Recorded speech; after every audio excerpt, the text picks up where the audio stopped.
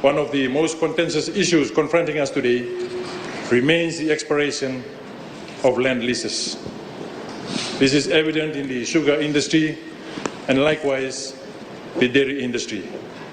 Last year we read about the disturbing news of some landowners refusing the renewal of leases in Thai Level North. And I'm certain, Mr. Speaker, sir, that the landowners may have genuine issues they wish to be addressed, and I'm hopeful for wisdom and foresight to guide negotiations around these subjects. Too often, Mr. Speaker, sir, advisors can provide criticisms, but do not provide solutions to landowners and land-owning units. The issue of the Thai Level Fulton College lease dispute is a classic example to learn from.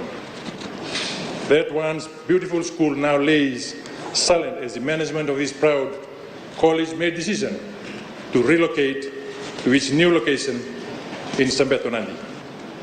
Mr. Speaker, sir, in the last couple of days, I was also notified that leaseholders facing renewal of their sugar lease renewal leases have been asked to pay premiums in order for their leases to be extended. Most of these sugarcane farmers were caught off guard with regards to their alleged demands by the ITLTB. Mr. Speaker, the details of the grievances may very well have an explanation by ITLTB, but my request today is for us to be practical with our demands. Sugarcane farmers are already struggling to continue farming in this struggling industry, and to take further loans to be able to meet their premium demands as a prerequisite to their lease extensions or renewals must be very daunting and demoralizing. Mr. Speaker, the plight of the indigenous landowners and landowning units is not lost on me. The usual mantra of asset rich, cash poor is a philosophy that must be defeated. Many indigenous landowning units are today devising ways to turn their vacant land into productive Yangona farms, Dala farms, ginger farms, and the list goes on.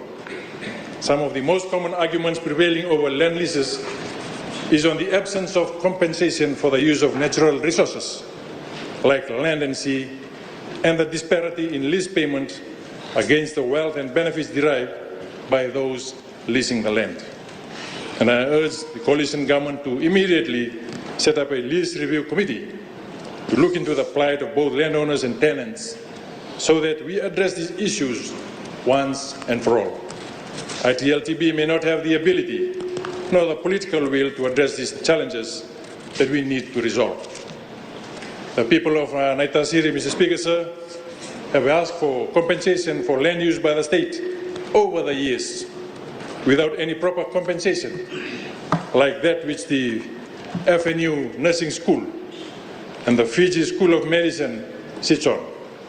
Likewise, the land on which the Republic of Fiji military forces and Dalai Nambua sits on. This is not to mention the many water catchment areas around Fiji where no lease arrangement exists. Mr. Speaker, sir, until government does the right thing and accepts responsibility where previous governments have failed to properly compensate landowning units, there will continue to be growing mistrust between our landowners and tenants, as well as against ITLTB and the state.